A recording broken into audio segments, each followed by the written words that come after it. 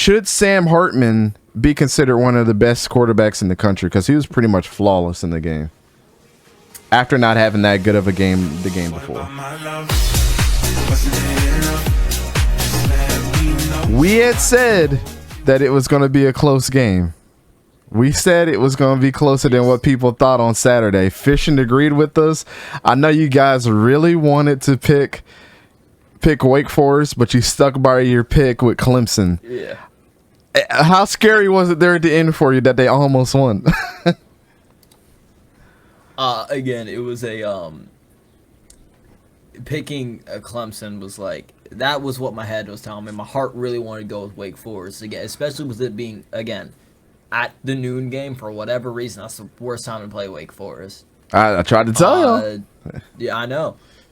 And like I was saying before, Sam Hartman's been having an up and down season. He'll have a good game and a bad game, then a good game. Last week he had a bad game. This week against Clemson, well, this is only his third game too, outside of his blood clot. So Yeah.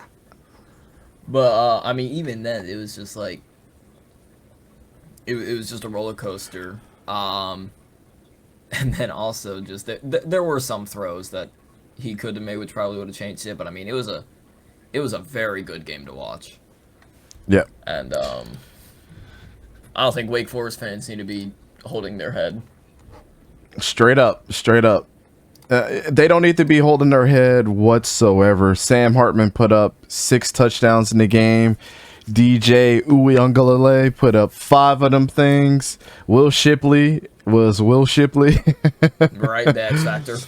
But shout out to Jamal Banks for making his return back to the team as well. 6 receptions, 141 yards, and 2 touchdowns. He was excellent in the game. And, when you look at the turnover differential, it was only one fumble that separated them both. They pretty much kept a very clean game as well. Looking over on Clemson's defense, they had 3 sacks, 6 tackles for loss, 4 passes defended. They hurried the quarterback twice.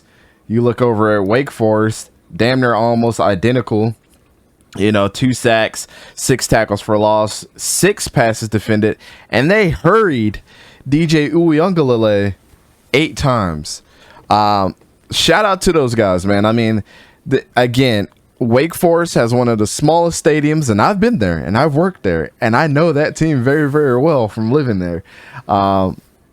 They are a scary team to play at 12 o'clock for whatever reason for top 25 teams, and they showed it again. This week's matchup between... I was going to say, don't y'all play them next? I believe we play them... Yes, we do play them next this weekend. Okay. So I thought we had played I thought we played Miami next, but I'm getting my schedules mixed up. Yes, we do play them next. A 3:30 game. Thank God they didn't schedule us at 12 because we just got ranked. Hurricane, who knows? I mean, we're ranked 23. They're ranked 22, so it's going to be a very, very good game on see where both of these teams stand. It might possibly be a trap game for us for sure.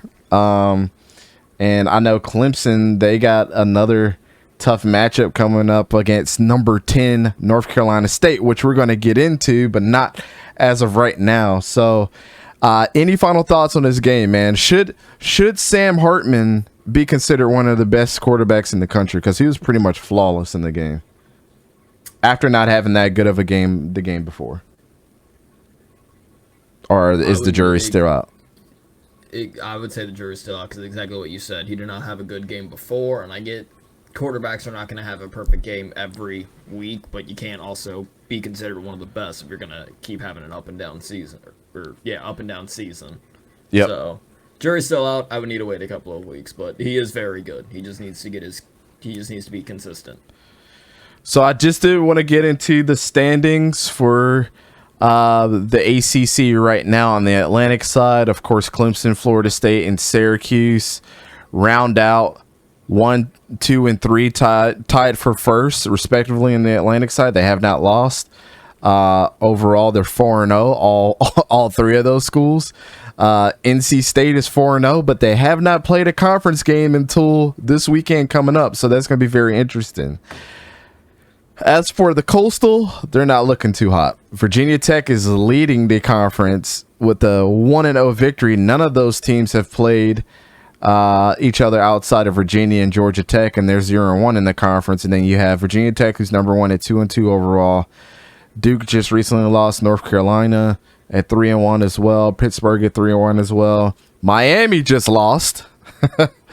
Miami just lost to a team that they probably shouldn't have lost to. I plan on putting the Middle Tennessee logo on my roof, and the hurricane will just go the other way. Hopefully that's what happens.